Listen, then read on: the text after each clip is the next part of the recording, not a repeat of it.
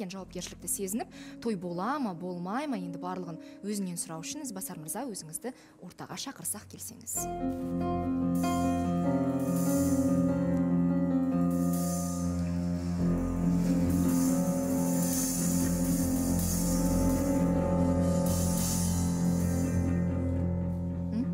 Қайырлы күн, Диана ханым. Қайырлы күн, қалайсыз? Кешегі болған жағдай енді үстін енді не болып кетті ғой, енді барлықтарына қайғырып көңіл айтамыз әрине. Мен өзім кішкене ыңғайсызданып отырмын. Сондай жағдаймен қарбаласып бір өзім жеке басымның осындай бір жағдай болған кішкене сәл ыңғайсызданып отырмын. Сізге сұрақ, анаңызға хабарласып, болды, той болмайды, дайындалмаңыздар деп айтқаныңыз рас па? Сіздің? Ол рас, иә. Ол алдың күн болған жағдай. Енді адам кейде бір көңіл қақпалатын сәттер өте көп екен, бәрі енді бір жақсы бола бермейді ғой.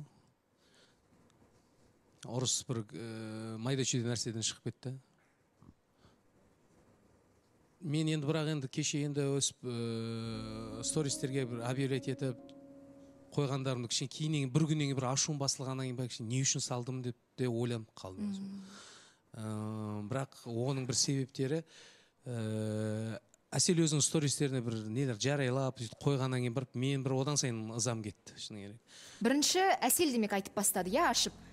Сөздің ашығынан да, Диана ханым, мен ешкім өрді бір ниет айтпай қойын. Біз бір таныс жолдас балам бір үй алған Новоселесіне қонаққа баратын болдық. Сөйтіп, мен осындай уақытта шығамыз деп айтып қойғам, ол стоматология барам деді.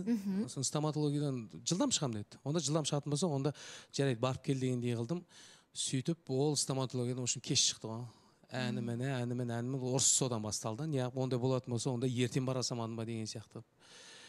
Енді ол екі ортада біраз кішкене ұрыстар болды. Сонымен бірақ енді кеш болған күннің өзінде барайық деп шештім. Өйткені өзім барайын десем, тоже бір ыңғайсыздау дейін. Өйткені екеумізді бірге күтті. Енді үлкен бір қонақ ретінде күтіп отты.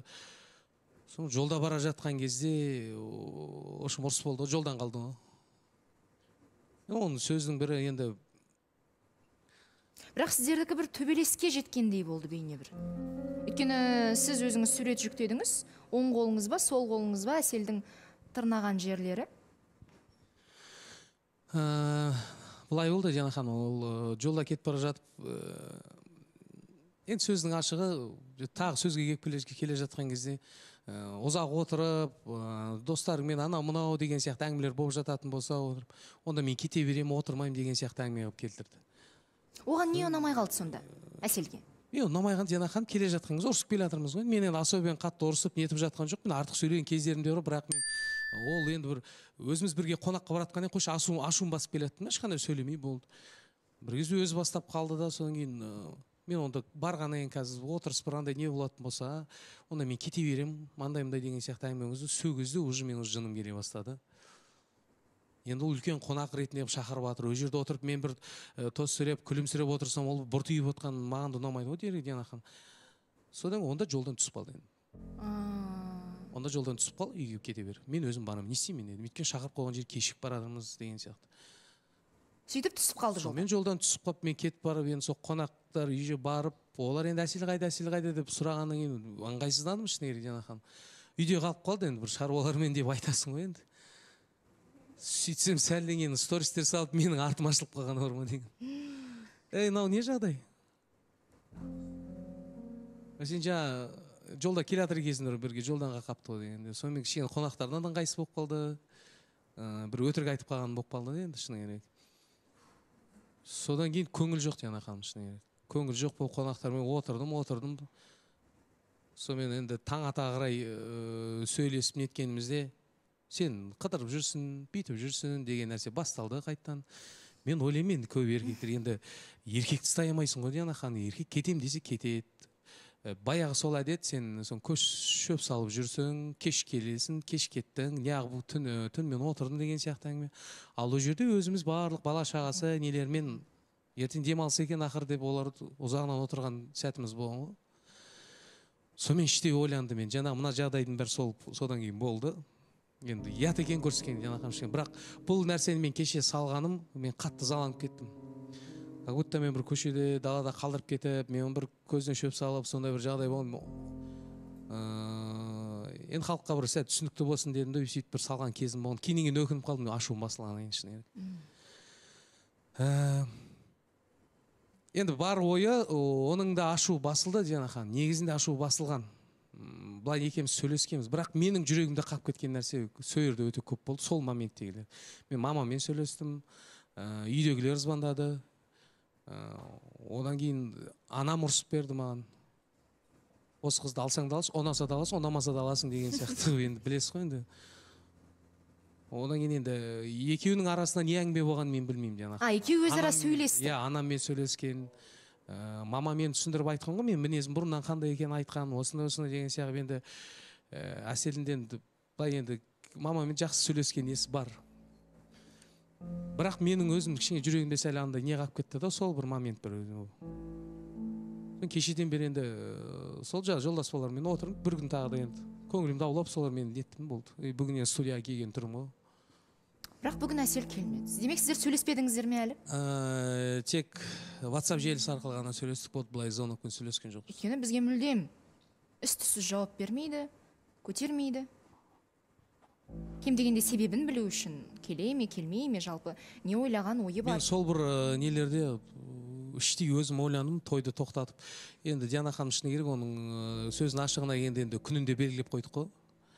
Бірақ сол момент мен кәдімгі ойым өзгерді, 180 градусқа бірден өзгеріп, үйдегілерге звондап, тойдың қажеті жоқ, алған заттар алынып тұра берсін, кейін бір басқа бір әйел алып атсам, сол нәрсе соған бересіздер деген сөздер болды шыны керек.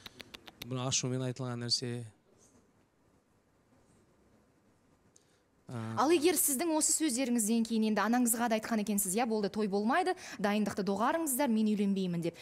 Дәл осы жағдайдан кейін әсел де теріс айналып, өзі сіздің алдыңызға келмесе, кешірім сұрамаса, болды, құрса құрып кетсін дүние, мен де тұрмысқа шықпай-ақ қойдым бұл кісіге, осымен бәрі бітіп қалса не істейсіз? Сіз іздемейсіз бе ол қызды?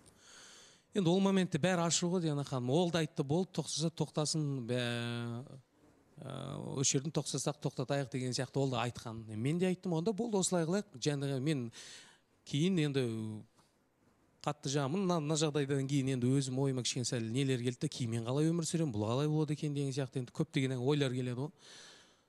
Бірақ кейіннен кейін келе кішкене бір сәл екеуміз бір былай сөйлесіп, енді өзімде кішкене сәл ашуым басылғанын ойландым, Диана ханым.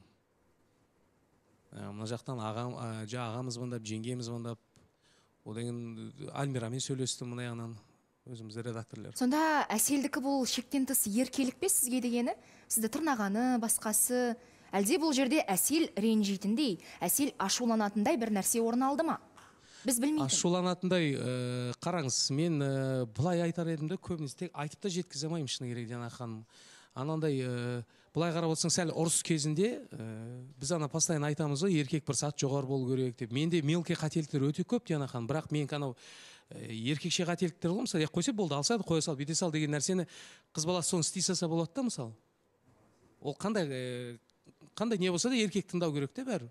Оныкі бір менімен бір жарысқандай болады да. Сен бүйтпесең сен сөйтпе, мен бүйтпесем сен сөйтпеу керексің. Мен айтам, сен сонда менімен санасу өмір сүресің ме сондай деймін. Осыдан пайда болды, Диана ханым. Ал ертең мейлі, сіздер қазір ашу, эмоция барлығын ысырып татуласасыздар, үйленесіздер, ал одан кейін қалай үй боласыздар?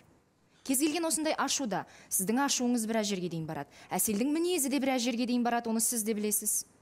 Ол кезде ортақ тілді сонда әлі таппадыңыздар ғой? Ортақ тілді табармыз ғой, Диана ханым. Бізде бұндай ұрыстар, енді бұндай майда-шүйде ұрыстар біраз болды, бірақ бұл эфирге шыққан жоқ етін. Осы кезге дейін бізде негізі біраз кішкене сәл ұрыстар болды. Бір енді үлкен қадам басып келетқанын ортаға шығармай қойшы, екеуміз ара жауып кетіп жүргенбіз ол кездер. Бірақ екеуміздің сол моменттерде ашуымыз бірден қайтатын. Мен соған кейде риза болатым, осы ашуымыз бірден қайтып кетеді. Мен де шайрома келгенше ашуым басылып қалады, ол да нетеді. Онда ашу басылып қалады. Енді бұл жолы кәдімгі екеуміз бір-бірімізге бір на принцип кеткен сияқты болдық. Шыны керек. На принцип екеуміз ұрсып, на принцип тоқтатайық деген сияқты ой болды екеумізде. Ал бұл жерде енді көбінесе көмек тигені екеуміздің енді жақсы көремін ғой, Диана ханым, шыны керек. Ол бәрі ол просто ашу болады, анау болады. Анам екеумізді, енді мен бір жағынан ойлаймын, енді анаммен көп сөйлескеннен кейін мамамнан кешірім сұрапты, ренжімеңіз, мен жақтан да қате кетті ғой деген сияқты. Ал егер бір қатты бір айқайға болып, бір анама да бір артық сөйлеп қойып, жеңгеме де артық қойып сөйлеп қойып жататын болса, онда мен үзілді кесілді тоқтататын едім, Диана ханым, шыны керек. Тоймен болсын, кім қандай зат алып қойсын, жаңа үйдегілер, мамамның өзі де жаңағы базарда жүр екен сол күні. Жаңа заттарды алып тойға дайындығы, сол кезде өзі кішкене ауыршаң болып, давлениесі көтеріліп, сол жүрегіме қатты бат, Диана ханым. Бірақ анаңыздың әсел жақ тарапын ұстанып тұруы, өйткені сіздің мінезіңізді беске біле ме, әлде қалай? Неге әселдің сөзін сөйлеп отыр? Бұл жерде екеуміз де сөзіміз сөйлеген жоқ. Мен анамның айтуы бойынша, мен жақты жамандап, әселді жақтаған емес, әселге де біраз сөздер айтқан екен, анам. Оның ашуын мен білем. Сен именно соның ашуына тиетіндей нәрсені жасасаң, ол бұрын үйлендім ғой, Диана ханым, дұрыс па? Біраз қателіктер, сондалардың арасында кеткен нәрселер. Сол бір фобия бетіне қайталанып келген сияқты болады дейді да, берді. Сен оны қайталама, ол жегет. Осындай нәрсе. Одан маған звондап анам айтқан кезде сен де артық сөйлеме. Ол да біреудің әлпештеген қызы. Ол да енді ер адамның кішкене несін көп қалайды. Мысалы, енді бұрын әкесі өскеннен кейін деген сияқты, оны мамам да маған. Екемізге кәдімгі екі жақтан біріміз жақтамаған. Бірақ іштей адамда ашу болып тұрады. Жоқ, мен осындай деп настаивать етіп тұрып алатын бар. Кейін енді ашу басыла келе, анамның сөйлегені бар, жеңгемнің айтқаны бар. Соң кішкене ашуым басылды. Енді менде тағы да мына сұрақ туындайды, ол өткен жолда сіздердің ұрыс кездеріңізде туындаған еді. Ақыры аяғында сіздер бәрібір табысып аласыздар. Оны әлеуметтік желіге шығарғаннан не ұтасыздар? Оның үстіне міне тойдың күні жақындаған кезде